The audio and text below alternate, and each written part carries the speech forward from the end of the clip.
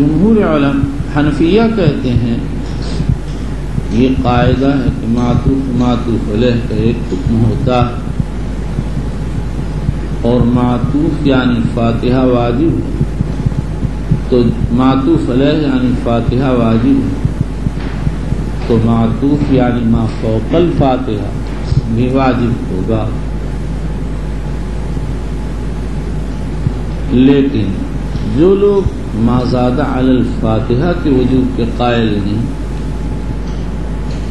وہ یہ کہتے ہیں کہ ما فوق کا اضافہ اختیاری ہے امامی،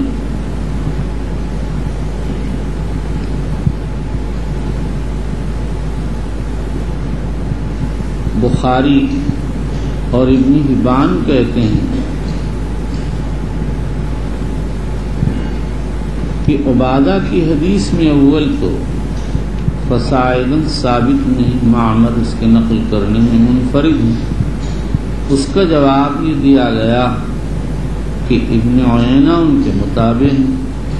اس پر اشکال یہ ہے کہ ابن عیینہ سے صرف ابو داؤد کے دو استاد قتیبہ اور ابو طاہر بن سرح تو فصاعداً نقل کرتے ہیں، اور ان کے 20 سے زائد رفقا جس میں امام شافعی، احمد بن حنبل، علی بن مدینی، علی بن حسن خلال وغیرہ اکابر حفاظ حدیث، کوئی بھی زیادتی نقل نہیں کرتا۔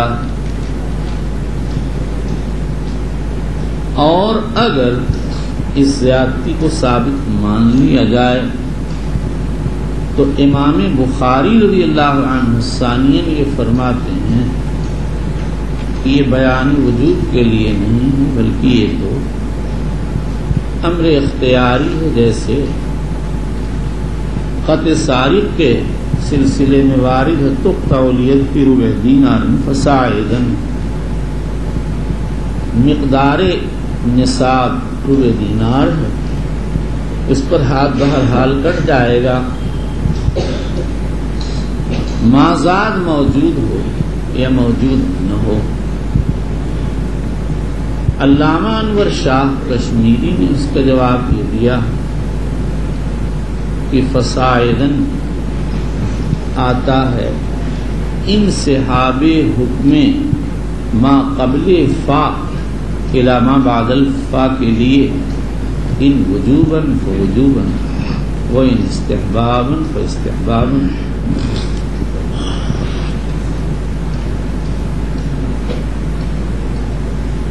الا ما خص من الدلیل کالاخرین۔ شاہ صاحب رحمۃ اللہ علیہ نے اس کے لیے کوئی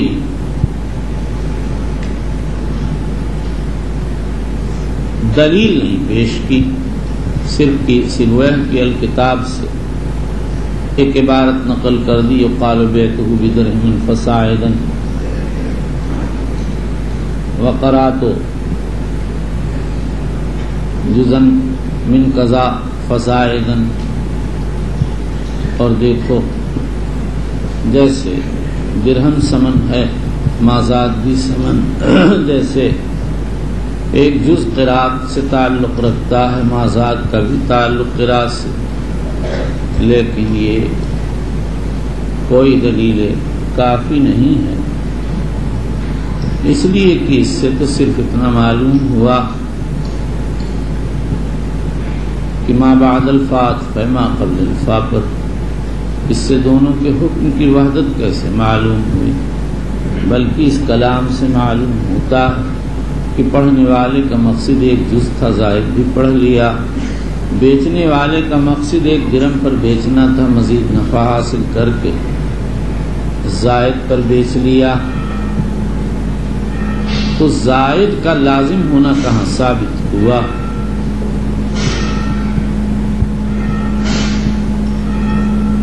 اس لیے امام بخاری رضی اللہ تعالیٰ عنہ کی بات اپنی جگہ مدلل بالحدیث ہونے کی وجہ سے اٹل ہے۔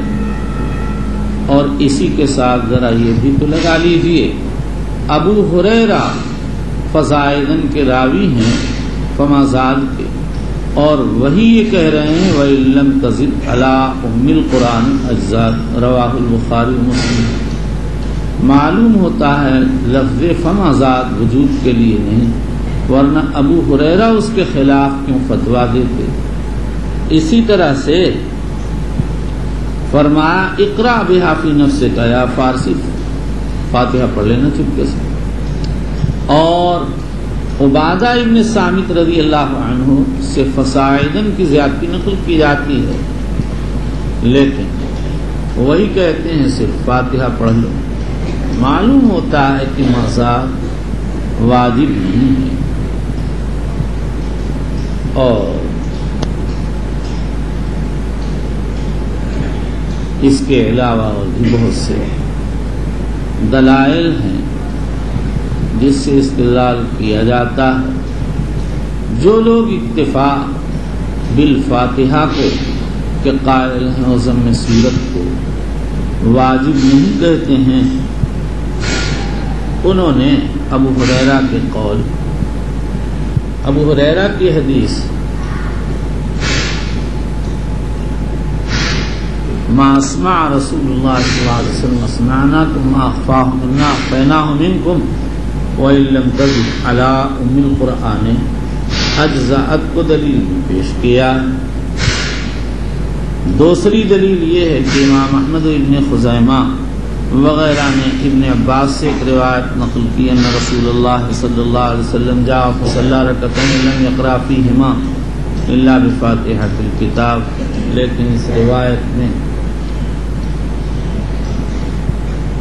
سندن و متنن رفعن و وقفن اختلاف ہے، اور اگر ثابت ہو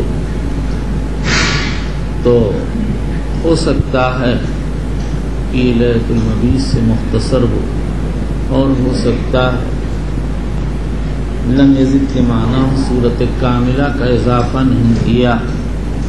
ان احتمالات کے ہوتے ہوئے اس سے استدلال مشکل ہے۔ ہاں امام ابو داؤد نے ایک روایت نقل کی ہے، جب معاذ بن جبل کے پیچھے سے وہ ان کی تطویل کی وجہ سے ایک آدمی نکل گیا تو حضور صلی اللہ تعالی علیہ وسلم نے اس سے پوچھا کیف تصنع یا ابن اخی اذا صلی؟ قال اقرأ بفاتحۃ الکتاب واسأل اللہ الجنہ واعوذ باللہ من النار۔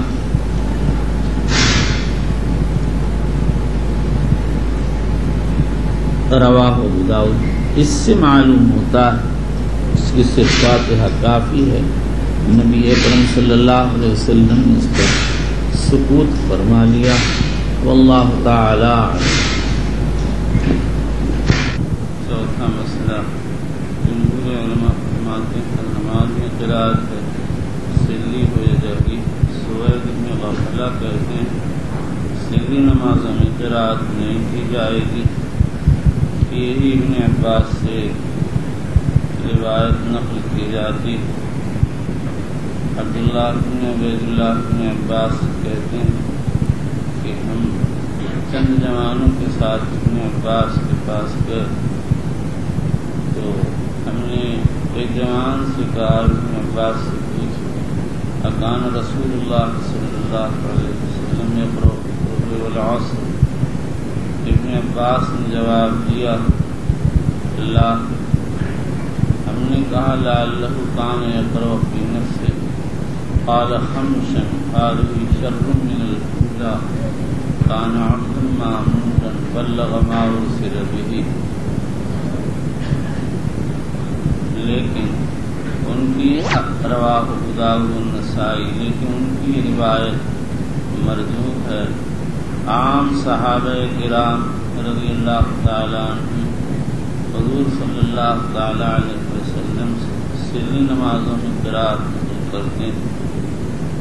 بخاری و مسلم نے ابو قتادہ اور جابر بن سمرہ سے، امام بخاری نے خباب سے، مسلم نے ابو سعید ابو ہریرہ عمران سے، اور نسائی نے حضرت انس سے، اور اسی طرح سے جابر نے، صحابی نے جابر وغیرہ سے روایت کی ہے کہ حضور صلی اللہ علیہ وسلم سری نمازوں میں قرات کرتے تھے۔ امام خطابی رحمۃ اللہ علیہ فرماتے ہیں ابن عباس کی نقل وحی پر مبنی ہے۔ میں کہتا ہوں ابن عباس صغار صحابہ میں نبی اکرم صلی اللہ علیہ وسلم کی وفات کے وقت کی عمر علی المشہور 13 سال کی تھی۔ قرات کی سریہ اور جہریہ کی تحقیق ہو سکی تھی۔ اس کی دلیل یہ ہے کہ ان سے اس سلسلے میں 3 طرح کی روایات مروی۔ ایک روایت نفی کی جو ابھی بیان ہو چکی، اور دوسری روایت ہے لا ادری کان رسول اللہ صلی اللہ علیہ وسلم یقرأ بالطور والعصر رواہ ابو داؤد ابن جریر، اور تیسری روایت ان کی موقوف ہے۔ وہ کہتے ہیں اس ظہر اثر میں قرات کی جائے گی۔ ایسا لگتا ہے ابتدا میں تحقیق نہ ہونے سے اور قرات کے غیر مسموع ہونے کی وجہ سے نفی کر دی۔ جب صحابہ رضی اللہ عنہ کو قرات کرتے پایا اور ان کو اس کا مثبت دیکھا تو ان کو تردد ہو گیا، اور اس کے بعد پھر تحقیق سے یہ ثابت ہو گیا کہ سری نمازوں میں قرات ہے، تو ابن عباس رضی اللہ تعالیٰ عنہ کی فتویٰ دی۔ 5واں مسئلہ یہ ہے کہ کتنی رکعات قرات ہے۔ ابن منذر نے حسن بصری سے نقل کیا کہ صرف 1 رکعت میں۔ یہی امام ظفر مغیرہ ابن عبد الرحمن مخزومی کا مسلک ہے، اور امام ابو حنیفہ رحمۃ اللہ علیہ مشہور قول پر ارشاد فرماتے ہیں کہ صرف 2 رکعات میں قرات کی جائے گی، یہی واجب ہے۔ امام مالک و احمد کی یہی ایک مرجوع روایت ہے، اور یہ قول حضرت علی بن مسعود سے مقبول ہے۔ ابن ابی شیبہ نے ان سے اثر نقل کیا، جس کا حاصل یہ ہے کہ آدمی چاہے قرات کرے چاہے تسبیح پڑھے۔ محمد بن مسلمہ مالکی کہتے ہیں صرف میں قرات فرض ہے۔ بعضوں نے قول امام مالک کی طرف منسوخ کیا۔ امام مالک پھر مشہور امام شافعی امام احمد اپنے منصور اور ظاہر مذہب میں ہر رکعت میں قرات کو فرض کرتے ہیں۔ حسن بن زیاد نے امام ابو حنیفہ سے نقل کیا ہے اگر کسی شخص نے قرات کر دی تو اس کے ذمہ میں سجدہ سہو ہے۔ اس کا مطلب یہ نکلا کہ امام صاحب کے یہاں بھی اخرین میں قرات واجب ہے۔ علامہ ابن حمام وغیرہ نے اسی کو اختیار کیا۔ علامہ سندھی کا بھی میلان اسی طرف، لیکن یہ بات واضح ہے کہ فرض اور واجب میں فرق ہے۔ جمہور قرات کو فرض کہتے ہیں، اور امام ابو حنیفہ کے اس قول پر اخرین میں قرات واجب ہے۔ 6واں مسئلہ، اس بات پر تو سب کا اتفاق ہے کہ امام منفرد پر قرات واجب ہے، لیکن اس میں اختلاف ہے کہ مقتدی پر قرات واجب ہے یا نہیں۔ اس میں علماء کے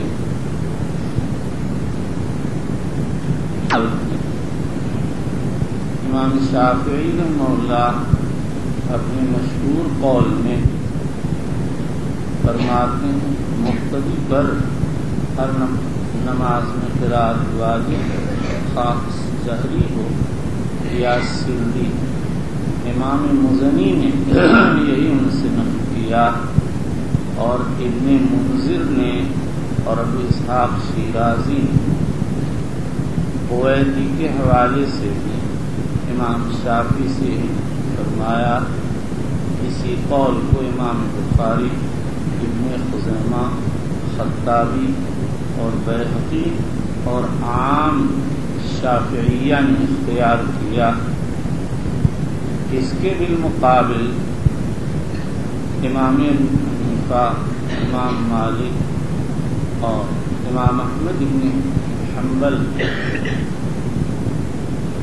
اسحاق بن راہویہ اور اکثر علماء فرماتے ہیں کہ مطلقاً قرات فرض ہے۔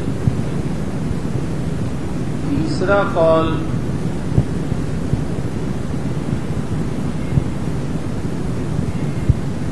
امام شافعی کا ایک قول ہے جو انہوں نے، اور اس کی وضاحت آگے گی، اور تیسرا قول امام شافعی کا یہ ہے کہ سری نمازوں میں واجب، جہری میں واجب ہے۔ یہی انہوں نے اپنی کتاب اختلاف علی و ابن مسعود میں لکھا ہے، اور یہی مسئلہ کتاب الام میں لکھا ہوا ہے۔ ابو اسحاق شیرازی نے المہذب میں کتاب الام کے حوالے سے مقتدی پر قرات کی فرضیت علی الاطلاق نقل کی ہے، لیکن یہ بات کتاب الام کے سے واضح نہیں ہوتی۔ میں نے کتاب الام کے کئی نسخے دیکھے ہیں، کسی میں بھی علی الاطلاق یہ مقتدی پر قرات کو فرض نہیں کہا گیا ہے، بلکہ کتاب الام کی عبارت سے ہی تیسرا مسلک ثابت ہوتا ہے۔ اور پھر جمہور علماء جو کہتے ہیں کہ قرات علی الاطلاق فرض نہیں، ان میں تھوڑا سا اختلاف کہ قرات علی المقتدی کا حکم کیا ہے۔ امام مالک رحمۃ اللہ علیہ فرماتے ہیں سری نمازوں میں واجب اور سری نمازوں میں مستحب ہے، جہری نمازوں میں مستحب نہیں۔ اور یہی امام شافعی رحمۃ اللہ علیہ نے کتاب و اختلاف مالک و شافعی میں لکھا، اور یہی امام محمد کی ایک روایت ہے جو بہت سے حنفیہ نے اختیار کیا ہے۔ ابو حفص کبیر نظام الدین ہروی المعروف کے شیخ التسلیم، مجدد الفسانی حسن ابن علی عجیمی، علامہ محمد رشید جون پوری صاحب رشیدیہ، اور حضرت اقدس نظام الدین اولیاء اسی کے قائل ہیں۔ نظام الدین اولیاء رحمۃ اللہ علیہ فرماتے ہیں کہ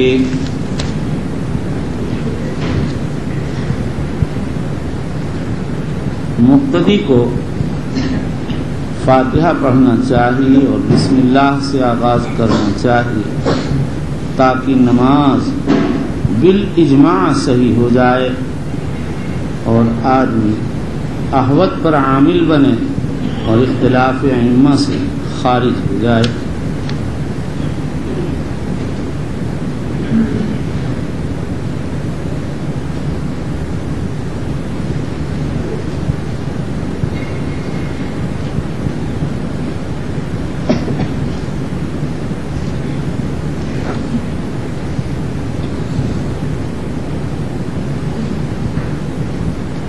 علامہ ابن حمام نے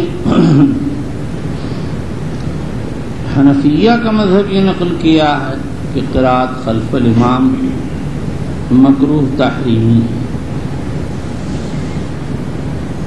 علامہ نے غالباً ان بعض آثار کو سامنے رکھ کر یہ فیصلہ کیا جو امام محمد وغیرہ نے امام کے پیچھے قرات کرنے والوں پر نکیر کے سلسلے میں نقل کی ہے، لیکن نکیر کرتے ہوئے آدمی بعض وقت تشدد فی الکلام اختیار کرتا ہے، حالانکہ جس درجے کا کلام شدید ہوتا ہے اس درجے کی مراد سخت نہیں ہوا کرتی ہے۔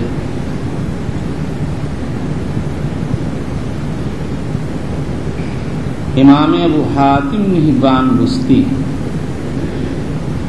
کبار حفاظ حدیث میں سے فرماتے ہیں واختار اہل الکوفۃ ترک القراءۃ خلف الامام لا انہم لم یجیزوا،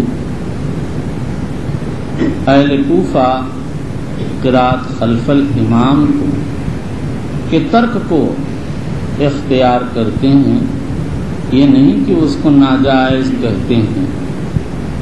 یہ عبارت اسی طرح حافظ جمال الدین زیلعی حنفی نے تخریج ہدایہ میں نقل کی ہے اور اس کے خلاف کوئی بات نہیں لکھی۔ قرن منصرم کے فرد یگانہ علامہ انور شاہ کشمیری رحمۃ اللہ علیہ کے نزدیک یہی راجح ہے۔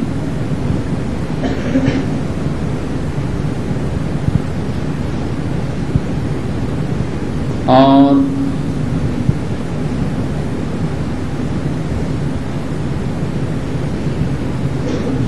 بہت سے علماء احناف اسی کو اختیار بھی کرتے ہیں، اور بظاہر ائمہ احناف کی یہی مراد ہمارے نزدیک دلائل کی روشنی میں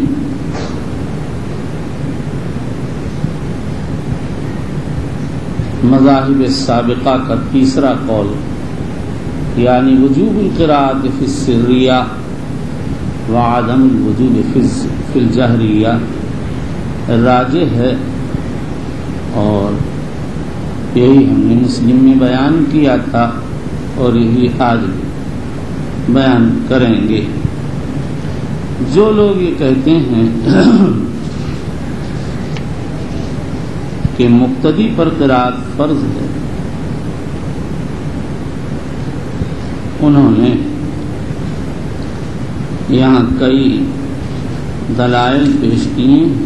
خلاصہ یہ ہے کہ دو طرح کے دلائل سے استدلال کرتے ہیں۔ نمبر ایک دلائل عامہ، نمبر دو دلائل خاصہ۔ دلائل عامہ بہت سے ہیں، ان میں سے سب سے مشہور دلیل آیت کریمہ فاقرؤوا ما تیسر من القرآن، اس کے عموم میں امام منفرد مقتدی سبھی داخل۔ دوسری دلیل عن ابی ہریرہ رضی اللہ عنہ ان النبی صلی اللہ علیہ وسلم قال فی المسیء صلاته ثم اقرأ ما تيسر، ان النبی صلی اللہ علیہ وسلم قال اذا قمت الى الصلاة فکبر ثم اقرأ ما تيسر معك من القرآن، رواہ الشیخان من حدیث ابی ہریرہ۔ نمبر تین رفاع ابن رافع اسی قصے میں کہتے ہیں ثم اقرأ بأم القرآن وبما شاء اللہ ان تقرأ، رواہ ابو داؤد۔ نمبر چار عن ابی ہریرہ رضی اللہ عنہ عن النبی صلی اللہ علیہ وسلم قال لا صلاة الا بقراءة، رواہ مسلم۔ نمبر پانچ عن عبادۃ بن الصامت رضی اللہ عنہ قال قال رسول اللہ صلی اللہ علیہ وسلم لا صلاة لمن لم يقرأ بفاتحة الكتاب، رواہ الجماعہ۔ ان احادیث سے اس آیت ان دلائل سے قراءت علی المقتدی کا ثبوت اس طرح ہوتا کہ ان دلائل کے عموم میں امام منفرد کی طرح مقتدی بھی داخل ہے، لیکن جو لوگ مقتدی پر قراءت واجب نہیں کہتے ہیں،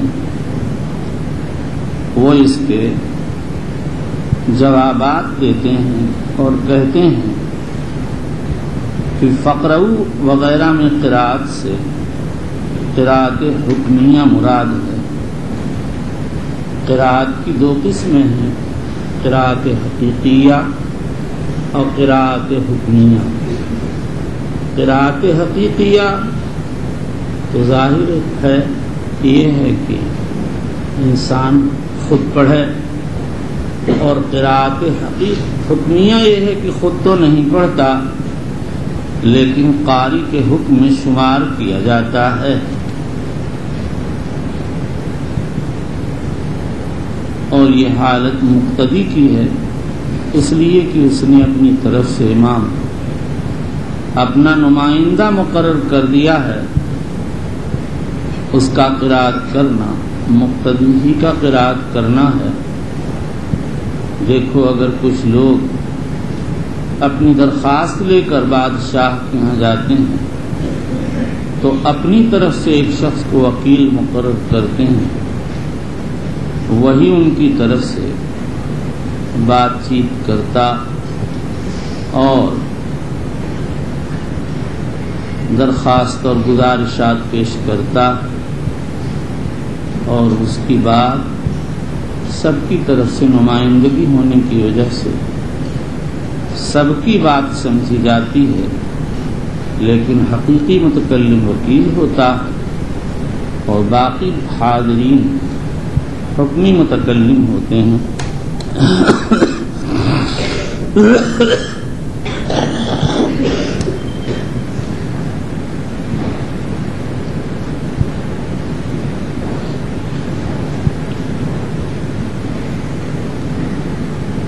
دوسرا جواب یہ دیا گیا ہے کہ آیت فقرؤ منسوخ ہے اور اس کے لیے ناسخ آیت اذا قرئ القرآن فاستمعوا له وانصتوا ہے۔ ہوا یہ تھا کہ جب ابتدا میں نماز فرض ہوئی تو سارے لوگ قرأت کرتے تھے، اور اس کے بعد قرأت مقتدی اذا قرئ القرآن فاستمعوا له وانصتوا سے منسوخ ہو گئی۔ بیہقی نے ایک اثر اس مضمون ایک روایت اس مضمون کی نقل کی ہے، لیکن نص کا قول صرف ایک ذہنی ترتیب اور احتمالی بات پر مبنی ہے، قطعی طور پر اس سے نص کا مسئلہ نکالنا بڑا مشکل ہے۔ آیت فقرؤ بالکل ابتدا میں اتری ہے، اور آیت اذا قرئ القرآن فاستمعوا له وانصتوا بھی مکیۃ النزول ہے، لیکن اس سے علی الاطلاق نص کا حکم ثابت کرنا محل غور ہے، جیسا کہ آگے تھوڑا سا بیان آ رہا ہے۔ تیسرا جواب بعض علماء نے دیا ہے کہ آیت فقرؤ عام مخصوص منہ البعض ہے، اس سے وہ مقتدی خارج ہے جو رکوع میں شامل ہوا۔ ابو بکرہ کہتے ہیں میں آیا تو حضور صلی اللہ علیہ وسلم نماز میں تھے، میں رکوع میں تیزی سے چل کر شامل ہو گیا۔ حضور اکرم صلی اللہ تعالی علیہ وآلہ وسلم ارشاد فرمایا کہ وہ کون شخص تھا جو رکوع کر کے صف میں داخل ہوا؟ تذکرہ کیا گیا آپ نے فرمایا زادک اللہ سمولا. بخاری شریف سے 108 کی روایت آ رہی ہے عن الحسن نبی بکرۃ انہم تہا الی النبی صلی اللہ علیہ وسلم وراکع فرکع قبل ان یصل الی الصف فذکر ذلک للنبی صلی اللہ علیہ وسلم فقال زادک اللہ سمولا تعود. اسی طرح سے اس سے وہ شخص خارج ہے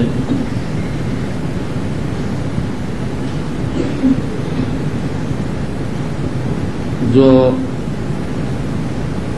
پہلے امام کی جگہ آ کر امام بن جائے. دیکھو حضرت صدیق اکبر حضور صلی اللہ علیہ وسلم کے مرض الوفات میں نماز پڑھا رہے تھے. آپ کو خفت محسوس ہوئی, آپ آ کر بائیں طرف بیٹھ گئے اور امامت کرنے لگے.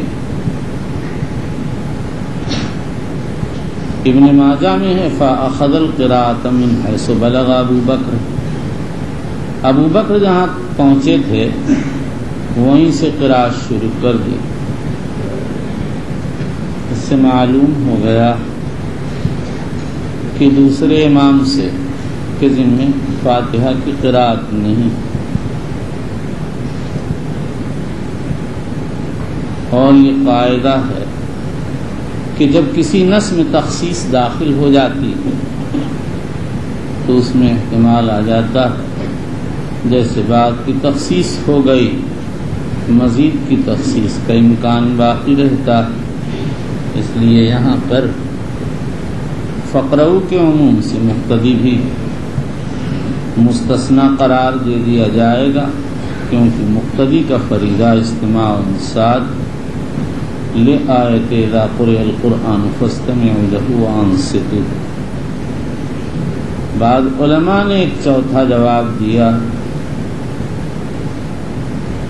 کہ آپ کا دعویٰ خاص ہے, فاتحہ واجب, اور دلیل عام ہے, اس سے صرف قراءت کا وجوب ثابت ہوتا ہے. لیکن یہ جواب ضعیف ہے.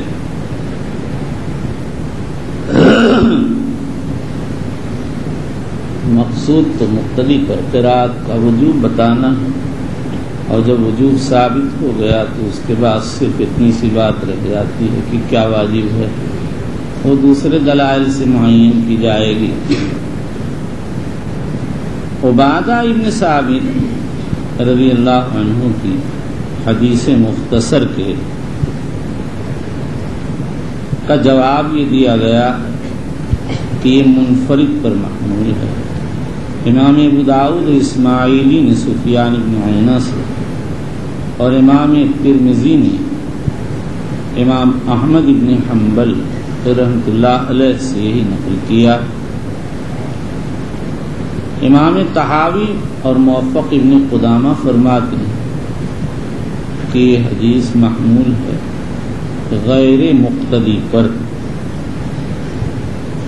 اس لیے کہ مقتدی کا وظیفہ تو استماع و انصات ہے.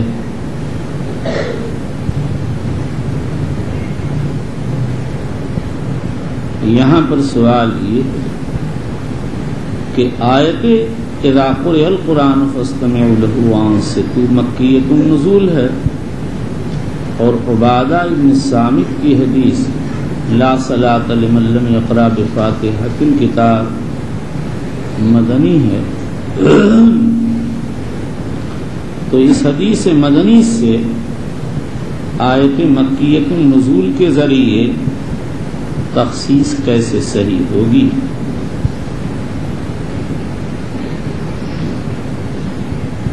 تخصیص تو اس وقت ہوتی ہے جب پہلے کوئی حکم عام آئے اور اس کے بعد کوئی حکم خاص آ جائے تو اس حکم خاص کے ذریعے حکم عام سے بعض افراد کا استثناء کر دیا جاتا ہے. اس کا جواب یہ ہے جیسے یہ ہوتا ہے ایسے ہی یہ بھی ہوتا ہے کہ حکم عام پہلے ذکر کر دیا جاتا ہے ایک حکم خاص پہلے ذکر کر دیا جاتا ہے، اس کے بعد کوئی حکم عام آتا ہے تو اس حکم عام میں وہ امر خاص داخل نہیں ہوتا، اپنی تخصیص کی وجہ سے وہ پہلے ہی سے اس سے مستثنی سمجھا جاتا ہے۔ دیکھو اللہ تعالی شانہ فرماتے ہیں حرمت علیکم المیتۃ والدم ولحم الخنزیر، اس آیت میں اللہ نے لحم خنزیر کو حرام کر دیا، اور اس کے بعد کی چند آیات کے بعد فرماتے ہیں فَكُلُوا مِمَّا ذُكِرَ اسْمُ اللَّهِ عَلَيْهِ، یہ لفظ عام ہے، اس کے عموم میں ہر ما ذکر اسم اللہ داخل نظر آ رہا ہے، اس لیے جس چیز پر بھی اللہ کا نام لے کر چھری چلائی جائے وہ حلال ہو جانا چاہیے، لیکن اللہ نے اس سے پہلے ہی محرمات کو ذکر کر دیا، ان کا مستقل حکم بتا دیا، اس لیے وہ اس نص عام میں کے عموم میں داخل نہیں مانی جائیں گی۔ اسی طرح سے مقتدی حدیث اذا قرأ فانصتوا کی وجہ سے بھی اس سے خارج ہے، اس حدیث کی تحقیق آگے آ رہی ہے، اور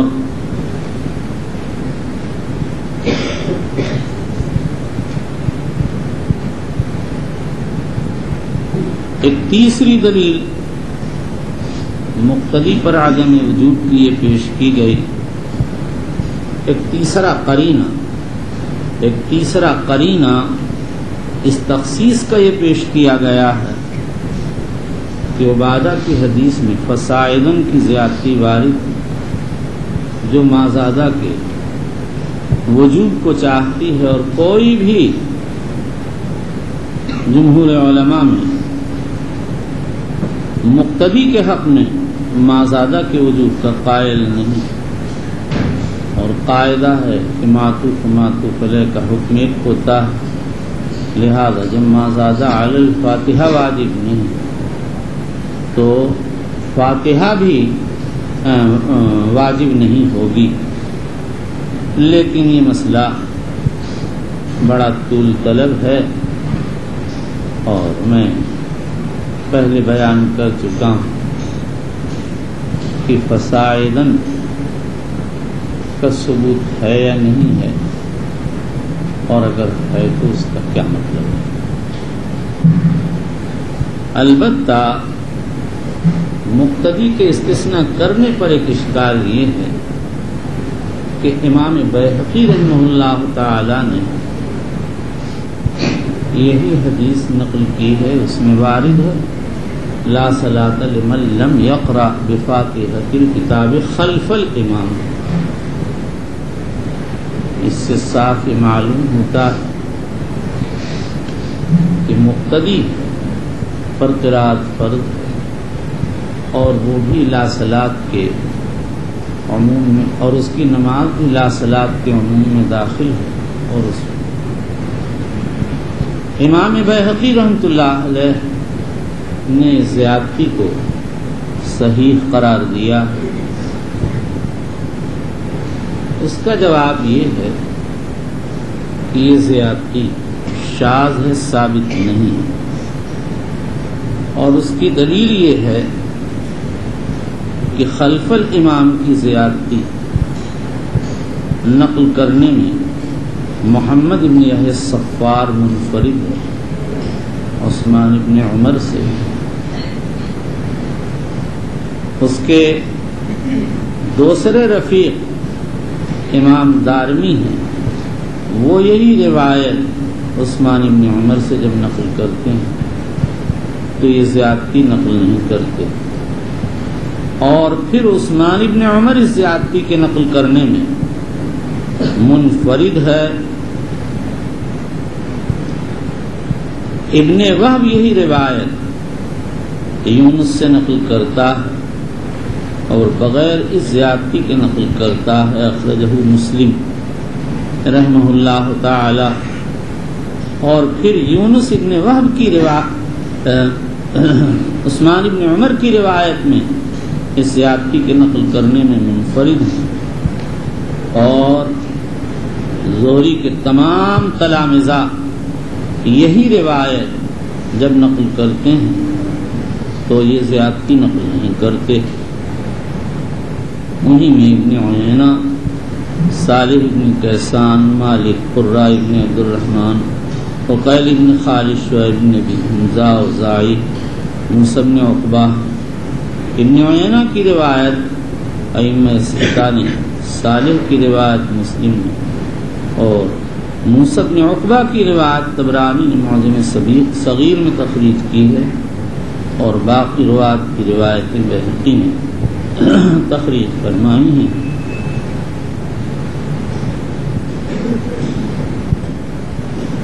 اس لیے یہ زیادتی ثابت نہیں ہے، اور اس پر مسئلے کی بنیاد رکھنا صحیح. دلیل خاص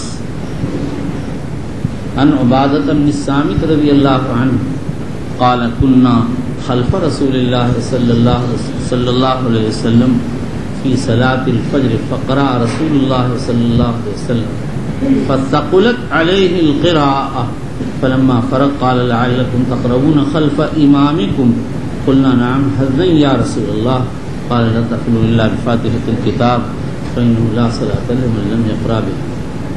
رواہ احمد والبخاری فی جزء القراءۃ وابو داؤد والترمذی وابن خزیمہ وابن حبان وآخرون من طریق ابن اسحاق مقبول محمود بن الربیع عبادہ بن الصامت رضی اللہ تعالی عنہ. ترمذی کہتے ہیں ھذا حدیث حسن، دارقطنی کہتے ہیں اسنادہ حسن، حاکم کہتے ہیں اسنادہ مستقیم، خطابی کہتے ہیں جید لا مطعن فیہ، اور بہقی کہتے ہیں صحیح. یہ حدیث مقتدی پر قرأت کے وجوب کے سلسلے میں نص قاطع کی حیثیت رکھتی ہے. علماء نے اس کے مختلف جوابات دیے. پہلا جواب تو یہ ہے کہ یہ حدیث معلول ہے. اول وجہ یہ ہے کہ اس کا دار مدار ابن اسحاق پر ہے جو مختلف فیہ راوی ہے، اور اس سیاق سے نقل کرنے میں ابن اسحاق منفرد ہے. امام ذہبی رحمۃ اللہ علیہ فرماتے ہیں من فرد فیہ نکارۃ فإن فیہ به شیء. حافظ ابن حجر درایا میں لکھتے ہیں ابن اسحاق لا يحتج بمن فرد به من الاحکام فضلا اما اذا خالفه من هو اثبت منه. لیکن یہ تعلیل کافی نہیں ہے. ابن اسحاق روات حسان میں سے ہیں، اور ہمیشہ ہی ائمہ نے ان کی روایت پر اعتماد کیا.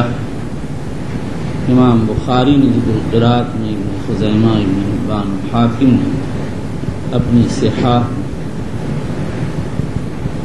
دوسری وجہ یہ ہے کہ اس کا دار مدار مقبول پر ہے.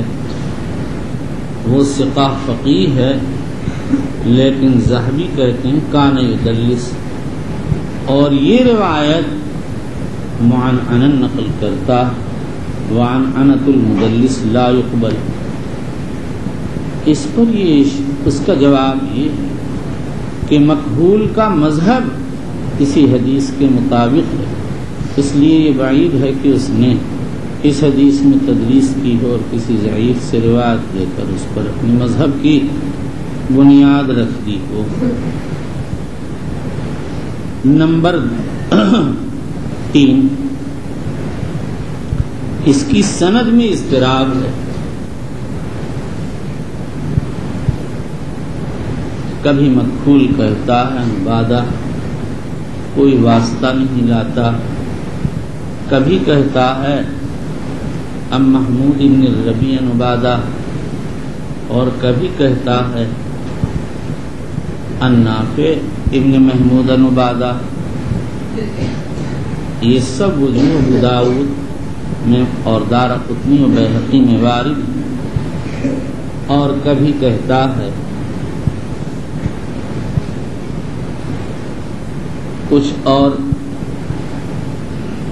مثلا ان ابی نعیم عن عبادہ، یہ دارقطنی میں وارد. لیکن یہ اضطراب ایسا ہے کہ اس میں بعض وجوہ کو بعض پر ترجیح حاصل ہے، اور حدیث مذکور جس وجہ کے ساتھ نقل کی گئی وہ وجہ بہت سے ائمہ فن ابن خزیمہ، ابن حبان، حاکم، خطابی وغیرہ کے نزدیک راجح، اور اس سے زیادہ اختلاف کی صورتوں میں فقہائے کرام روایت کو مستدل بنا لیتے ہیں.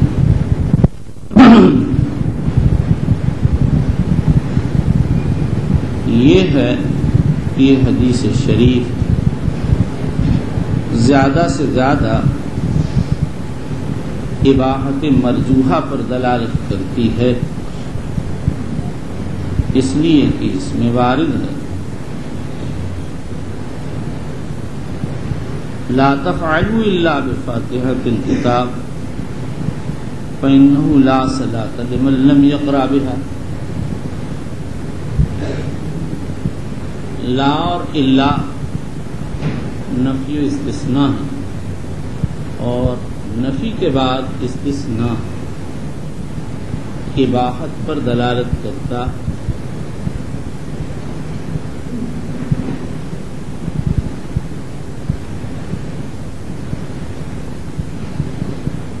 مزید یہ ہے کہ اسی روایت میں فصاعدن کی زیادتی مروی ہے.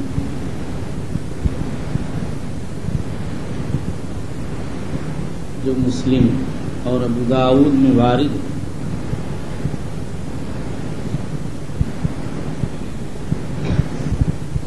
اس سے معلوم ہوتا ہے کہ ما زاد علی الفاتحہ واجب ہے،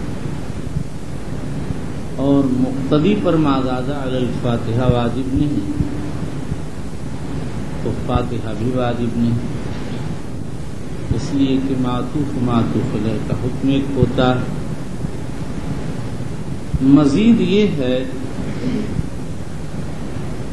کہ ابن حبان و ابن حجر نے لکھا حدیث مختصر، حدیث مطول کا ٹکڑا. اب اگر ہم حدیث کے سارے الفاظ کو لے کر جمع کرتے ہیں تو حدیث کی صورت بنتی ہے لا تفعلوا الا بفاتحة الكتاب فإنه لا صلاة لمن لم يقرأ بفاتحة الكتاب فصاعدا. اور اس صورت پر یہ اشکال ہے کہ لا تفعلوا سے سب چیزوں کی تحریم معلوم ہوتی، ہر نوع قرات کی تحریم ثابت ہوتی ہے الا بفاتحة الکتاب سے فاتحہ کا استثناء ثابت ہوتا ہے. تو مطلب یہ ہوا کہ مقتدی کے لیے ہر چیز کی قرات حرام، صرف فاتحہ مباح. اور فإنه لا صلاة لمن لم يقرأ بفاتحة الکتاب کو اپنے ظاہر پر اگر رکھا جائے تو معنی یہ نکلتے ہیں کہ مقتدی پر فاتحہ و ما زاد علی الفاتحہ واجب ہے. ابھی تو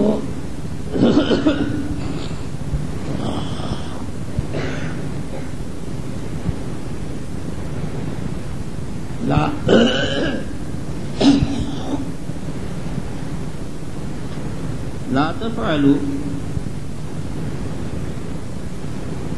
الا بفاتحۃ الکتاب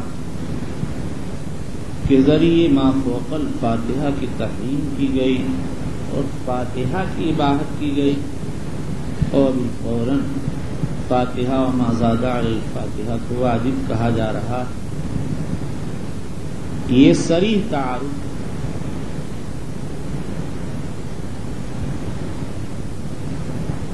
لا تفعلوا نے ما زاد علی الفاتحہ کو حرام کر دیا اور فصاعداً سے اس کا وجود ثابت ہو رہا۔ یہ اشکال صرف اس لیے پیدا ہوا کہ فَإِنَّهُ لَا صَلَاةَ لِمَن لَّمْ يَقْرَأْ بِفَاتِحَةِ الْكِتَابِ کو تعلیل بنا دیا گیا اور یہ سمجھا گیا کہ حدیث سے یہ بتانا مقصود ہے کہ فاتحہ واجب ہے، اس لیے کہ اس کے بغیر نماز نہیں ہے، حالانکہ حدیث کا یہ مطلب نہیں ہے۔ فَإِنَّهُ لَا صَلَاةَ إِلَىٰ آخِرِ تعلیل نہیں، تنویر ہے اور یہ بتانا مقصود ہے۔ دیکھو فاتحہ کی اجازت دی گئی اور ما فوق الفاتحہ سے منع کیا گیا، اس کی علت یہ ہے کہ فاتحہ کثیرۃ الدوران علی الالسنہ ہے، اس میں منازعات کا خطرہ نہیں ہے، اور ما سوى الفاتحہ کے لیے کوئی فرض متعین نہیں، اس کی اجازت دینے میں منازعات مع الامام کا خطرہ، اس لیے مازاد کو منع کر دیا گیا۔ اب حدیث مذکور کا ترجمہ یہ ہوگا کہ اور تو کچھ نہ پڑھو، فاتحہ پڑھ سکتے، اس لیے کہ کوئی نماز فاتحہ اور ما فوق الفاتحہ سے خالی نہیں ہوتی ہے، یعنی فاتحہ کثرت سے زبانوں پر چلتی ہے، اس میں منازعات کا اندیشہ نہیں ہوتا، اور ما زاد علی الفاتحہ متعین نہیں ہے، اس لیے اس کی اجازت دینے میں منازعات کا اندیشہ، اس لیے اس سے منع کیا جاتا ہے۔ لیکن یہ تقریر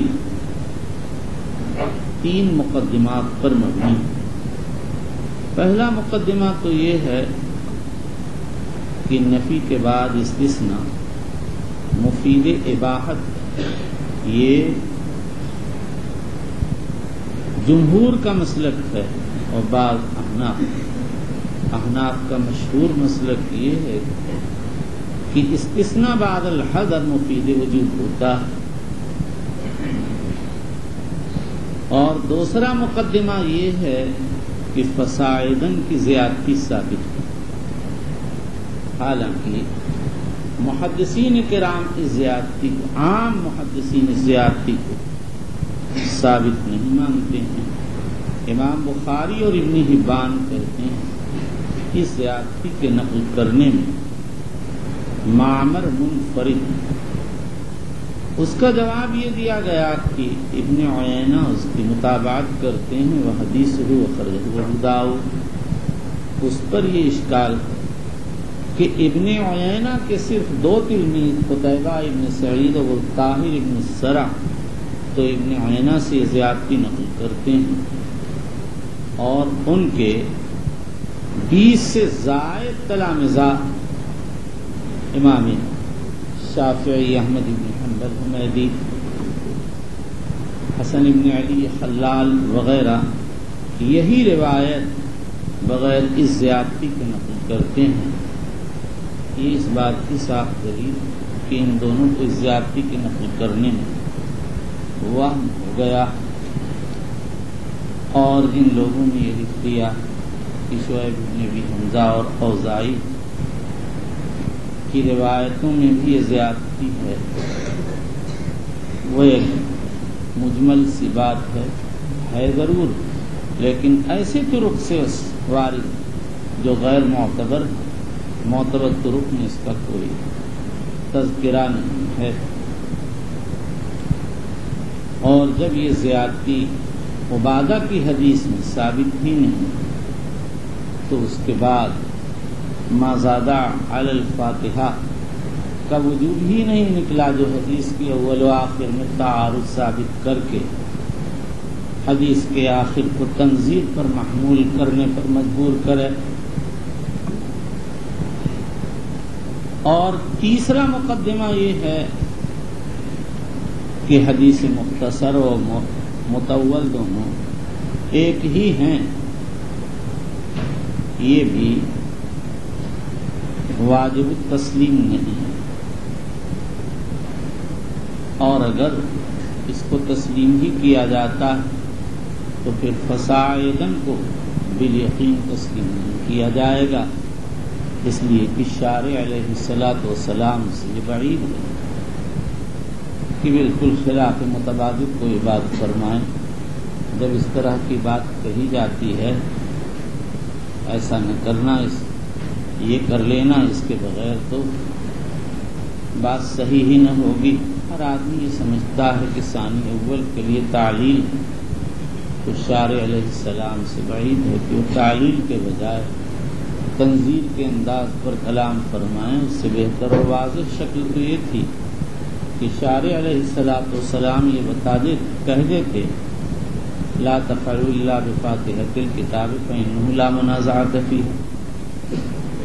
ایسی عبارت لانے کی ضرورت بھی کیا تھی جس کی وجہ سے ایک مخلوق اشتباہ میں پڑ جائے اور ایک مذہب اختیار کر لے.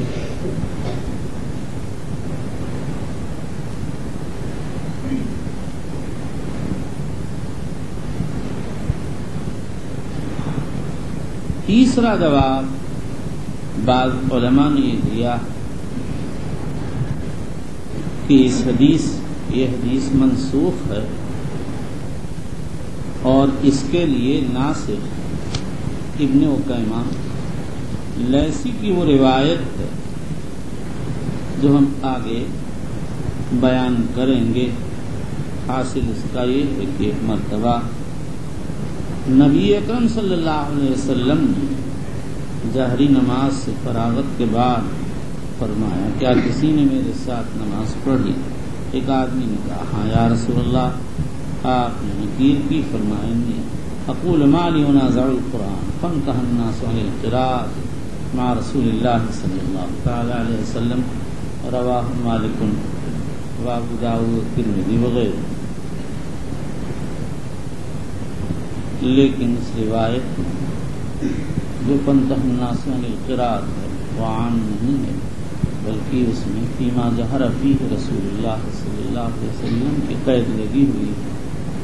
تو اس سے زیادہ یہ نکلتا ہے کہ جہری نمازوں میں لوگوں نے قرات کو چھوڑ دیا تھا. ایک چوتھا جواب یہ دیا گیا کہ یہ روایت نصوص قاطعہ آمرہ بالانصات کے مقابل میں مرجوح ہے، لیکن ترجیح کی ضرورت تو اس وقت پیش آتی ہے جب جمع بین روایات ممکن اور یہاں ممکن ہے، جیسا کہ آگے وضاحت آئے گی. جو لوگ یہ کہتے ہیں کہ قرات خلف الامام نہ کرنا چاہیے، انہوں نے یہاں پہنچ کر کئی دلائل سے استدلال کیا.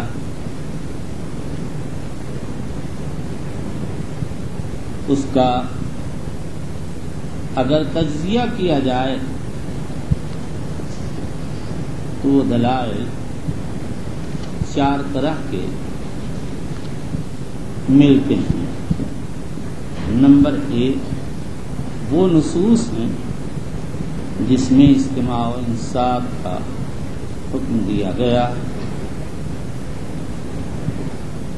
اس میں سب سے پہلے تو قرآن کی آیت ہے وَإِذَا قُرِئَ الْقُرْآنُ فَاسْتَمِعُوا لَهُ وَأَنصِتُوا.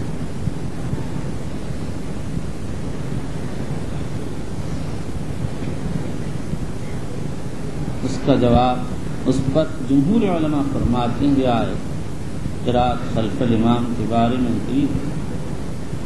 امام ابو داؤد نے کتاب المسائل امام احمد سے نقل کیا ہے اجمعوا علی ان هذه الآیہ فی الصلاۃ۔ علامہ جمال الدین ضیلعی نے یہ عبارت بیہقی کے حوالے سے نقل کی تو اس پر مولانا عبد الرحمن مبارک پوری نے اعتراض کیا کہ بیہقی کی کتابوں میں اس کا کوئی وجود نہیں۔ میں کہتا ہوں اولاً تو بیہقی کی سب کتابیں نہیں ملتی، اور فرض کرو اگر بیہقی کی طرف حوالہ دینے میں سہو ہو گیا تو عبارت کا سہو ہونا لازم نہیں آتا۔ ابو داؤد کی کتاب المسائل چھپ چکی ہے اور چھپوانے والے انصار السنہ کے ممبر اعظم علامہ رشید رضا وغیرہ جو حضرات اہل حدیث تھے، انہوں نے اس عبارت کو اس میں دیکھا اور اس پر کوئی نوٹ نہیں لگایا، اور تنہا جمال ضیلعی ہی نے یہ بات امام احمد سے نقل نہیں کی۔ دوسرے حضرات موفق ابن قدامہ وغیرہ نے جو ائمہ حنابلہ میں شمار کیے جاتے ہیں نقل کی۔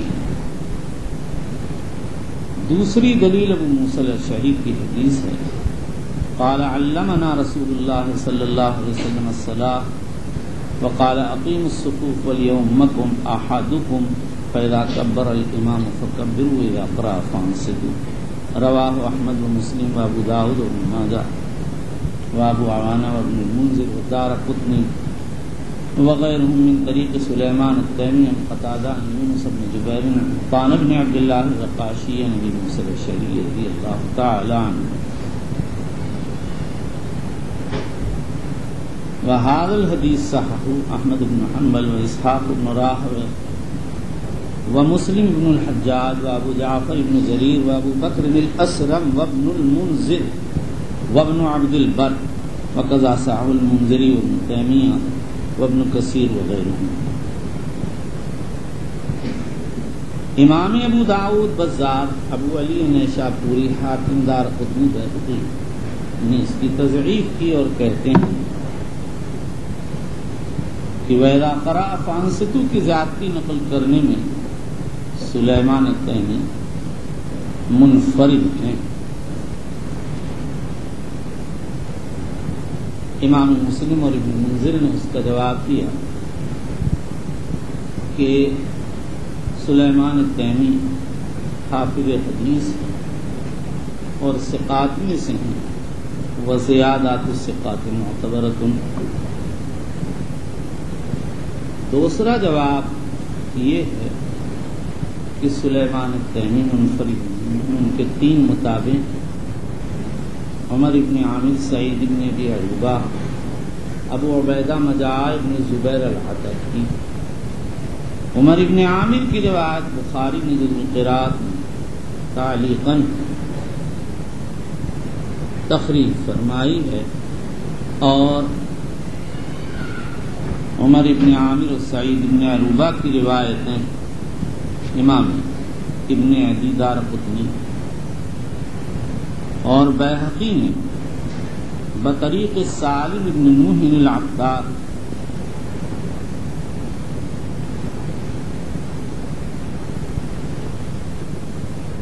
عن عمر ابن عامر و سعید ابن ابی عروبہ عن قتادہ الی آخر السند نقل فرمائی ہے، اور یہ سند علی شرط مسلم ہے۔ سند کا پہلا ٹکڑا سالم عمر ابن عامر عن قتادہ مسلم کتاب الصوم کتاب الفضائل میں وارد ہے، اور دوسرا ٹکڑا قتادہ یونس بن جبیر عن قتادہ بن موسیٰ مسلم کتاب الصلاۃ میں وارد ہوا۔ لیکن بیہقی نے حاکم سے انہوں نے ابو علی نیشاپوری سے نقل کیا کہ سالم بن نوح کو اس میں غلطی ہو گئی، یعنی وہم ہو گیا، مگر یہ کوئی قطعی بات نہیں۔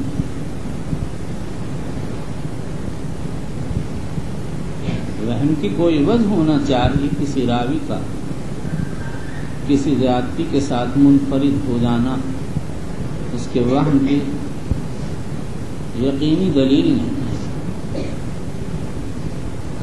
اور ابو عبیدہ مدعا ابن زبیر عتکی کی روایت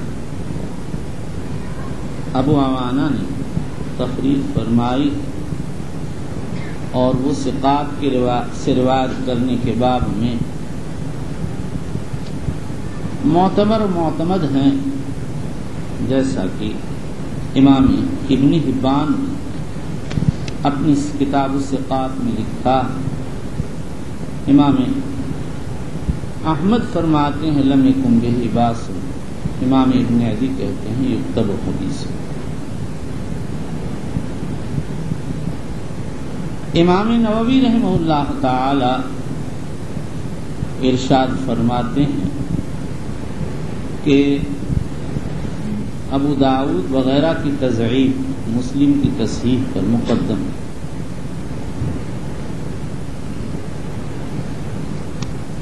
اور اس کی وجہ یہ بیان فرمائی ہے کہ تضعیف کرنے والے بہت ہیں۔ اس کا جواب یہ ہے کہ تصحیح کرنے والے بھی بہت ہیں، جیسا کہ بھی معلوم ہو چکا۔ امام نووی رحمۃ اللہ علیہ کہتے ہیں مزید یہ ہے کہ امام مسلم نے اس کو مسندتاً روایت نہیں کیا۔ میں کہتا ہوں امام نووی کے علاوہ کوئی اور یہ بات کہتا تو یہ کہا جاتا کہ ناواقف انسان کو دھوکہ لگ گیا۔ امام نووی تو فن حدیث کے ماہرین اور اصول حدیث کے مصنفین میں سے ہیں، ان کو اس طرح کی بات کہنا کچھ زیب نہیں دیتا۔ اصل بات یہ ہے کہ امام مسلم رحمۃ اللہ علیہ نے یہ حدیث پہلے بطریق ابی عوانہ عن سلیمان التیمی عن قتادہ عن یونس بن جبیر عن حتان نبی موسیٰ نقل کی۔ اس کے بعد یہی روایت بطریق جریر عن سلیمان التیمی عن قتادہ نقل کی، اور اس سند ثانی کا احالہ کیا سند اول پر، اور مطلب یہ ہے کہ آگے سند اسی طرح ہے جو ابو عوانہ نے نقل کی ہے۔ ایسی اس کو لم یروہا مسندتاً نہیں کہا جائے گا۔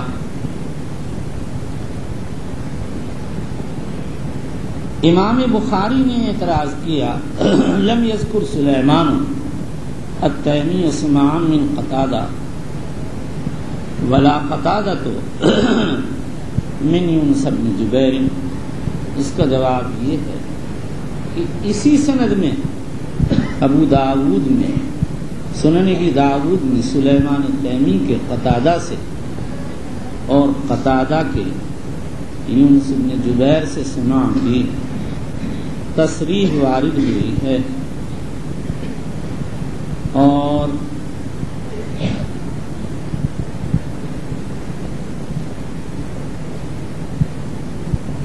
تیسری دلیل عن ابی ہریرہ رضی اللہ عنہ قال قال رسول اللہ صلی اللہ علیہ وسلم انما جعل الامام لیؤتم به فاذا کبر فکبروا واذا قرأ فانصتوا اخذوا احمد بن ابی شیبہ وابو داؤد والنسائی بن ماجہ وابن المنذر من طریق ابی خالد الاحمر عن ابن عجلان عن زید بن اسلم نبی صالح بن رضی اللہ عنہ۔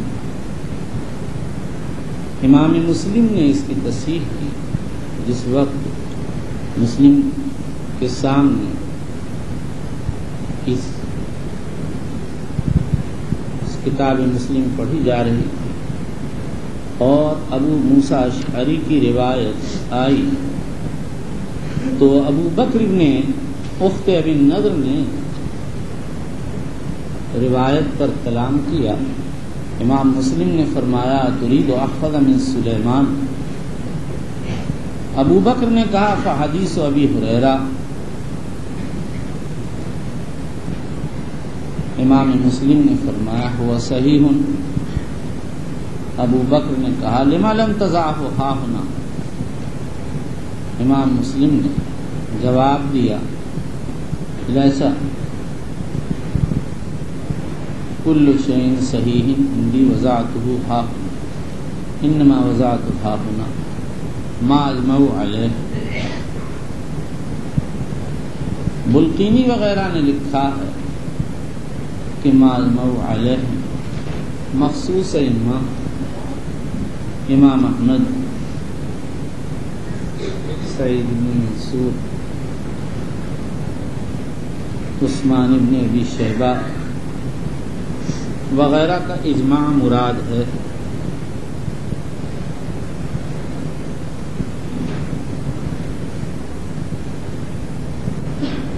اس پر یہ اعتراض ہے. بخاری کہتے ہیں ابو خالد احمد یہ زیادتی نقل کرنے میں منفرد ہیں. ابو داؤد نے بھی یہی بات کہی ہے. اس پر اشکال یہ ہے کہ دعوی انفراد صحیح نہیں ہے. محمد بن سعد انصاری کے مطابق وہ حدیث وہ اخرجہ النسائی والدارقطنی، اور نسائی کہتے ہیں وہ ثقہ ہیں اور انہوں نے ابن عجلان سے روایت سنی. امام ابن معین کہتے ہیں، امام ابو حاتم کہتے ہیں یہ ابن عجلان کی تخالیف میں سے. بیہقی کہتے ہیں ابن عجلان کو وہم ہو گیا. اس پر اشکال یہ ہے کہ ابن عجلان سے امام مسلم نے استشہاد کیا اور علماء نے ان کو معتبر تسلیم کیا. امام ترمذی نے علل الصغریٰ میں نقل کیا ہے کہ ابن عیینہ وغیرہ کہتے تھے کہ وہ ہمارے نزدیک ثقہ مامون ہیں، لیکن انہوں نے مقبولی کی جو روایات نقل کی ہیں اس میں ان کو اختلاط ہو گیا تھا.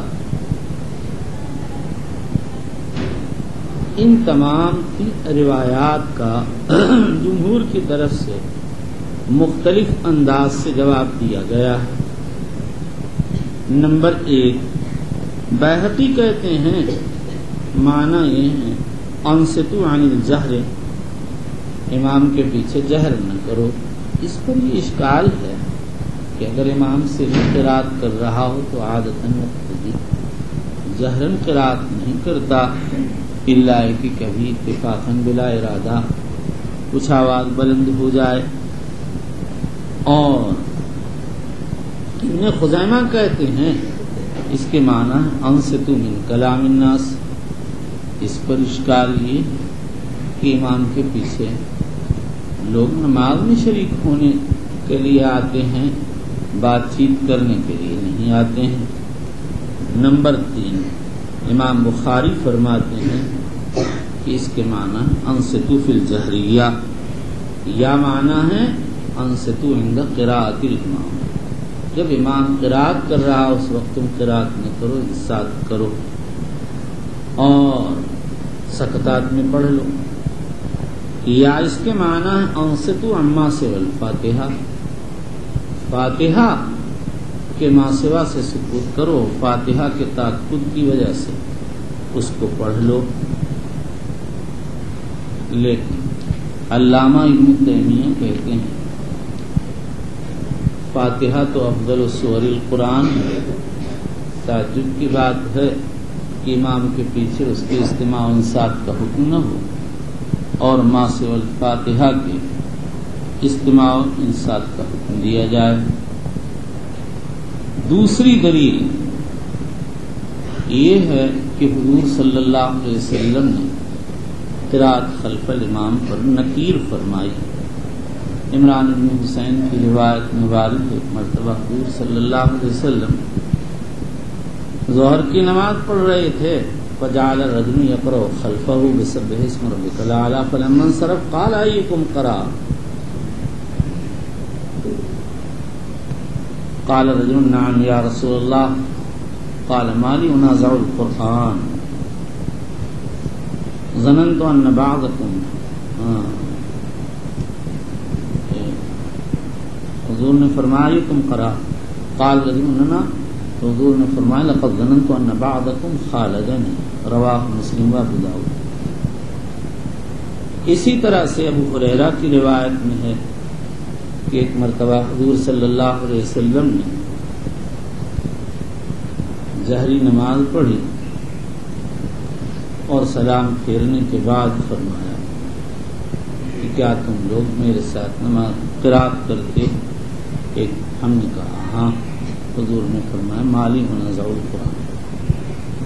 عن ابی ہریرہ رضی اللہ عنہ ان رسول اللہ صلی اللہ علیہ وسلم انصرف من صلاة جہر فیہا بالقراءة فقال هل قرأ معي أحد منكم آنفا فقال رجل نعم يا رسول الله قال إني أقول ما لي أنازع القرآن قال فانتهى الناس عن القراءة مع رسول الله صلى الله عليه وسلم فيما جهر فيه النبي صلى الله عليه وسلم بالقراءة حين سمعوا ذلك من رسول الله صلى الله عليه وسلم. أخرجه مالك محمد بن مسنى محمد بن الحسن والشافعي وأحمد والبخاري في جزء القراءة وأبو داود والترمذي والنسائي بن ماجه وآخرون من طریق ابن شہاب ابن عکیمۃ الليثی عن ابی ہریرہ رضی اللہ عنہ قال الترمذی هذا حدیث حسن.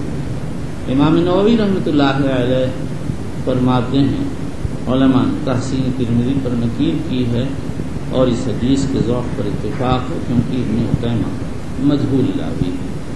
حقیقت یہ ہے کہ ابن عکیمہ کی شخصیت محل نظر بنی ہوئی ہے مگر امام مالک جیسا آدمی اس شخص کی روایت کو اپنی کتاب میں درج کرتا ہے اور سعید بن مسیب کے سامنے وہ شخص حدیث بیان کرتا اور سعید اس کی طرف اصغاء اور استماع فرماتے ہیں، یہ اس کے لیے بہت بڑا شرف ہے. اور چوتھی دلیل یہ ہے کہ حضور صلی اللہ علیہ وسلم نے مقتدی کا وظیفہ آمین قرار دیا اور فرمایا اذا قال الامام والضالین فقولوا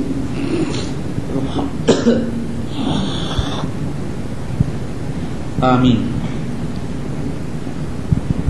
معلوم ہو قراءت امام کا وظیفہ ہے، مقتدی کا وظیفہ استماع، لیکن یہ دلیل ناکافی ہے جیسے کہ ظاہر. اور چوتھی دلیل یہ ہے کہ امام کی قراءت کو مقتدی کے حق میں حکمی قراءت قرار دیا گیا ہے اور اس سلسلے کی مشہور روایت ہے من کان لہ امام فقراءۃ الامام قراءۃ لہ. لیکن محدثین کرام اس حدیث کو پر اعتراض کرتے ہیں. امام بخاری نے نقل کیا ہے حجاز شام وغیرہ کا اتفاق ہے اس بات پر کہ حدیث مرسل ہے. ابن منذر نے لکھا ہے یہ حدیث ثابت نہیں. علماء احناف اور حنابلہ اس کے ثابت کرنے کی کوشش کرتے ہیں. محقق ابن حمام نے احمد ابن منیع کی مسند سے یہی روایت نقل کی جس کی سند ہے اخبرنا اسحاق الازرق قال حدثنا سفیان شریک عن موسى بن ابي عائشة عن عبد الله بن الشداد عن جابر رضي الله تعالى عنه قال قال رسول الله صلى الله عليه وسلم من كان له امام فقراءة الامام قراءة له.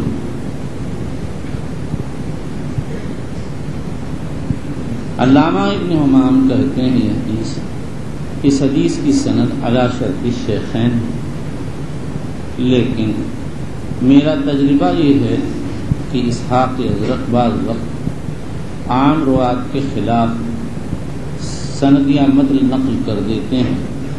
یہی وہ شخص ہے جس نے وضوء قلب سے 3 3 مرتبہ دھونے کی روایت مرفوعاً نقل کی اور دوسرے لوگ اس کو موقوفاً نقل کرتے ہیں. یہی وہ شخص ہے جو ابن عمر سے حدیث من اشرک باللہ فلیس بمحسن مرفوعاً نقل کرتا ہے اور دوسرے اس کو موقوفاً نقل کرتے ہیں.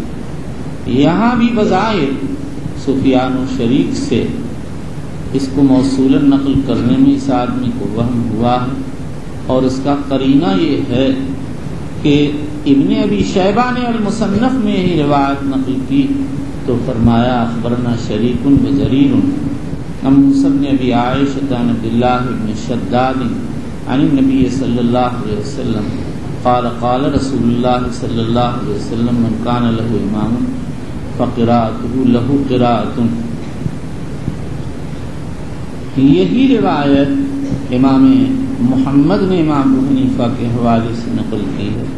اس میں بھی جابر کا واسطہ فرماتے ہیں اخبرنا الامام ابو حنیفہ قال حدثنا ابو الحسن موسیٰ بن ابی عائشہ عن عبداللہ بن شداد بن الحارث عن جابر رضی اللہ عنہ قال قال رسول اللہ صلی اللہ علیہ وسلم من صلی خلف الامام فإن قراءة الامام له قراءة. دارقطنی نے یہ روایت بطریق ابو حنیفہ و الحسن بن عمارہ جب نقل کی تو صاف کہہ دیا کہ اس سند میں جابر کا واسطہ نقل کرنے میں حسن بن عمارہ اور ابو حنیفہ منفرد ہیں اور یہ دونوں ضعیف ہیں.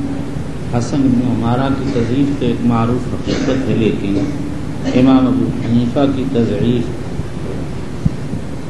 کچھ نظریاتی اختلاف اور مذہبی تعصب کی بنا پر ہے، ورنہ ابن معین علی ابن مدینی وغیرہ سے بھی ان کی توثیق نقل کی جاتی ہے. اور اس کی ایک دوسری سند بھی ہے. امام احمد فرماتے ہیں حدثنا اسود بن عامر عن حسن بن صالح عن ابی الزبیر عن جابر قال قال رسول اللہ صلی اللہ علیہ وسلم من کان له امام فقراءته له قراءۃ. لیکن اس پر یہ اشکال ہے کہ حسن بن صالح اور ابو زبیر میں ایک واسطہ چھوٹا ہوا حسن کا ابو زبیر سے سماع نہیں. اس کا جواب یہ دیا گیا کہ ابو زبیر کی وفات 128 میں اور حسن بن صالح سن 100 ہجری میں پیدا ہوئی اور 167 میں وفات پائی، تو ابو زبیر کی عمر کا ایک طویل حصہ پایا، اس لیے سماع ممکن ہے. امام ابن ابی شیبہ نے یہ روایت ام مالک ابن اسماعیل عن حسن بن صالح تخریج کی، اور اب عبد ابن حمید نے یہ روایت ام ابی نعیم عن حسن بن صالح تخریج فرمائی. لیکن ابن حمام نے جب اس کو نقل کیا تو عن ابی نعیم عن عبد ابن حمید عن ابی نعیم حسن ابن صالح عن ابی زبیر عن جابر نقل کیا، بیچ میں کوئی واسطہ نہیں نقل کیا اور کہہ دیا یہ سند علی شرط مسلم ہے. قاسم نے قتل بغا کہتے ہیں شیخ کے نسخے میں حسن اور ابو زبیر کے بیچ میں جابر ابن یزید الجعفی کا واسطہ ثابت ہو گیا. جب ابن حمام سے رجوع کیا گیا تو انہوں نے فرمایا میں نے شہاب الدین بوصیری کی کتاب سے اس کو لیا ہے جس میں انہوں نے مسانید کو جمع کیا ہے، اس میں اسی طرح سے ہے. شہاب الدین بوصیری نے جب یہ حدیث حافظ ابن حجر کے سامنے پڑھی تو سند پڑھتے ہی حافظ نے کہہ دیا کہ یہ حدیث من کان لہ امام، اس سے حدیث من کان لہ امام کی بھی بو آ رہی ہے. بوصیری حافظ ابن حجر کی شدت ذکاوت پر تعجب کرنے لگے. میں تو بھائی چھوٹا آدمی ہوں، میں نے جس وقت یہ سند پڑھی تھی بہت بڑی چھوٹی عمر تھی، مجھے پڑھتے ہی سمجھ میں آ گیا یہ فلاں حدیث کی سند ہے. تو حافظ ابن حجر کی کیا تعجب کی بات ہے. اس کے بعد یہ سمجھیے کہ اصل بات یہ ہے کہ حسن ابن صالح کے یہاں مسند عبد ابن حمید کا جو نسخہ پٹنہ میں ہے یا اس کی جو نقل ندوے میں ہے یا اس کا جو فوٹو میرے پاس ہے اس میں ابو زبیر اور حسن کے بیچ میں جابر بن یزید الجعفی کا واسطہ ہے۔ اصل بات یہ ہے حسن بن ثابت کے تلامذہ میں اختلاف ہے۔ اسود بن عامر عند احمد اور مالک بن اسماعیل عند ابن ابی شیبہ کے واسطہ نقل نہیں کرتے، لیکن ابو نعیم، عبید اللہ بن موسیٰ اور احمد بن یونس واسطہ ذکر کرتے ہیں۔ ابو نعیم کی روایت عبد بن حمید نے، عبید اللہ بن موسیٰ کی روایت ابن ماجہ نے اور احمد بن یونس کی روایت طحاوی نے تخریج کی ہے۔ اور جب اسحاق بن منصور سلولی اور یحییٰ بن بکیر یہی روایت نقل کرتے ہیں تو حسن اور ابو زبیر کے مابین جابر جعفی اور لیث بن ابی سلیم کا واسطہ ذکر کرتے ہیں۔ جابر تو مشہور متکلم فی راوی ہے، لیکن لیث بن ابی سلیم ان روات میں ہیں جو طبقہ ثانیہ میں شمار کیے جاتے ہیں۔ امام مسلم ان کے متعلق فرماتے ہیں فإن اسم الستر والصدق وطاعت العلم یشملهم، تو ان کی روایت کم سے کم شاہد کے درجے میں معتبر ہونا چاہیے، اور اگر جابر کا واسطہ نہ بھی ہوتے حدیث عبداللہ بن شداد کے پہلی سند سے عبداللہ بن شداد کے مراسیل میں ہوگی، اور وہ ان کی مرسل کے بارے تابعین کی مراسیل میں سے ہے جو حجت سب کے نزدیک حجت ہے، جیسا کہ ابن تیمیہ نے لکھا اور کئی جگہ میں یہ باتیں اصولی طور پر بیان کرتا آ رہا۔ لیکن یہ بات یہاں غور سے سمجھ لینے کی ہے کہ اگرچہ بہت سے لوگ اس حدیث سے علی الاطلاق نفی قرات خلف الامام پر استدلال کرتے ہیں، میرا خیال یہ ہے کہ اس سے صلاۃ جہریہ میں نفی قرات نکلتا ہے، اس لیے کہ جب امام قرات کرتا ہے تو مقتدی کو استماع حاصل ہوتا ہے۔ مقتدی میں امام کے حق میں قرات حقیقیہ ہوتی ہے اور مقتدی کے حق میں قرات حکمیہ ہوتی ہے، اسی لیے استماع مقتدی کو قرات امام کا درجہ دے دیا گیا ہے۔ اور سری نماز میں نہ قرات ہے نہ استماع ہے تو وہاں مقتدی تو قرات سے بالکل خالی ہوتا ہے، اس لیے وہاں پر قرات نہیں ہے۔ اس لیے یہ کہا جائے گا کہ استماع ساتھ کی نصوص کا تعلق اور حدیث من کان لہ امام کا تعلق صلوات جہریہ سے ہے، اور صلوات سریہ میں امر اقرؤ کے اطلاق کی وجہ سے مقتدی پر قرات فرض ہے، اور جس روایت کو مقتدی پر قرات فرض نہ ہونے کی دلیل میں پیش کیا جاتا ہے اس کے متعلق تفصیل آ چکی ہے۔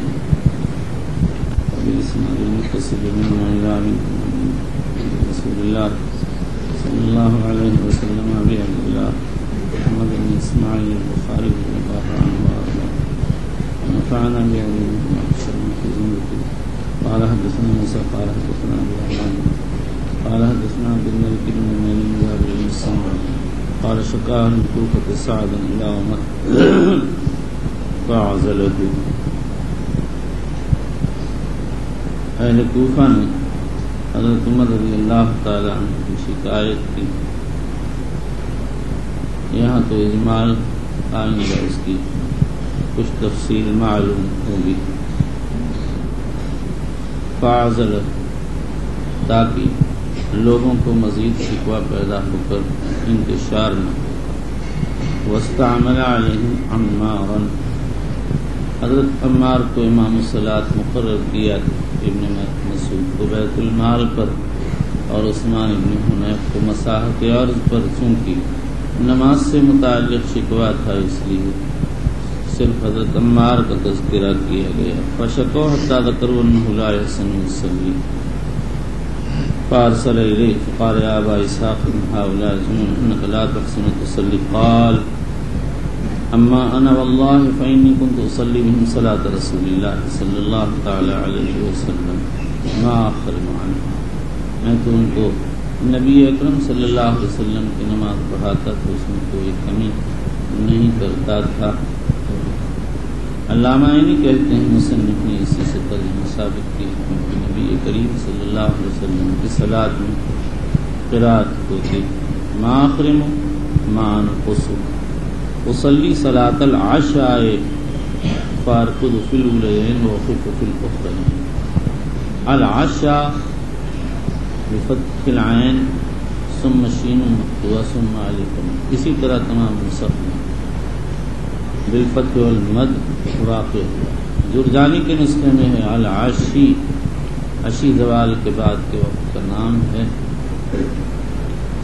مطلب یہ ہوا میں ان کو ظہر و عصر کی نماز پڑھاتا ہوں. فارقد فی الاولین، پہلی 2 رکعت میں رکوع کرتا ہوں، تھم جاتا ہوں، ساکن ہو جاتا ہوں. واخف فی الاخرین، اور اخرین میں تخفیف کرتا ہوں. ابن بطال کرمانی سندھی کہتے ہیں مصنف نے اس سے اپنا ترجمہ ثابت کیا ہے یہ رکوع اور جانا قرات کے لیے ہوتا تھا. بعض حنفیہ نے وقف فی الاخرین سے مستنبط کر لیا کہ اخرین میں قرات نہیں، لیکن یہ استدلال غلط ہے، اس لیے کہ یہاں تخفیف کا تذکرہ. ان کی طرف سے جواب یہ ہے کہ آئندہ حذف آ رہا ہے. اس کا جواب یہ ہے کہ حذف سے مراد اس چیز کا حذف ہے جس کا پہلے ذکر آ چکا اور وہ ہے رکوع. تو مطلب یہ پہلی 2 رکعات میں تو رکوع ہوتا تھا اور دوسری رکعت میں رکوع کو حذف کر دیا جاتا تھا، اور رکوع کے حذف کر دینے سے اصل قیام کا حذف یا اصل توقف کا حذف ثابت نہیں ہوتا. قال ذاکر